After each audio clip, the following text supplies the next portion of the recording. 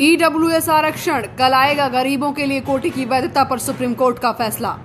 सरकारी शिक्षण संस्थानों में प्रवेश और सरकारी नौकरियों में आर्थिक रूप से कमजोर वर्गों के लिए 10% आरक्षण की शुरुआत करने वाले संविधान में 103वें संशोधन की संवैधानिक वैधता पर सुप्रीम कोर्ट 7 नवंबर को अपना फैसला सुनाएगा।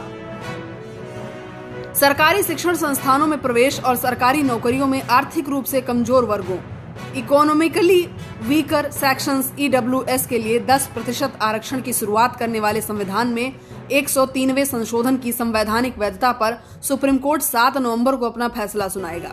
भारत के chief justice UU Lalit, justice Dinesh Maheshwari, S Ravindra Bhat, Bela M Trivedi और जेबी पारदी वाला की 5 न्यायाधीशों की पीठ ने 27 सितंबर को इस मामले में अपना फैसला सुरक्षित रख लिया था।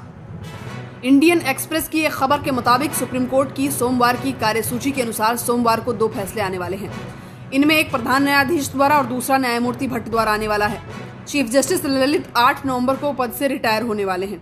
सुप्रीम कोर्ट ने 19 में शुरू की गई ईडब्ल्यूएस यानी कि 2019 में शुरू की गई ईडब्ल्यूएस आरक्षण नीति के विभिन्न पहलुओं से संबंधित 40 याचिकाओं की सुनवाई के लिए मंजूर दिया था।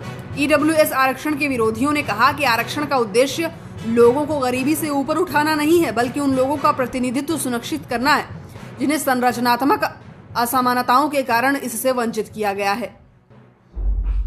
उनका तर्क है कि अगर इसे बरकरार रखा जाता है तो यह अवसर की समानता का अंत होगा। उनका कहना है कि यह संविधान के मूल ढांचे का उल्लंघन करता है और मंडल आयोग के मामले में सुप्रीम कोर्ट के फैसले द्वारा तय की गई आरक्षण की 50% की सीमा का उल्लंघन करता है। जबकि ईडब्ल्यूएस कोटा का समर्थन करते हुए तत्कालीन अटॉर्नी जनरल के वेणुगोपाल ने अदालत से कहा कि यह कोटा किसी भी तरह से अनुसूचित जाति, अनुसूचित जनजाति और अन्य पिछड़ा वर्ग के अधिकारों का हनन नहीं करेगा।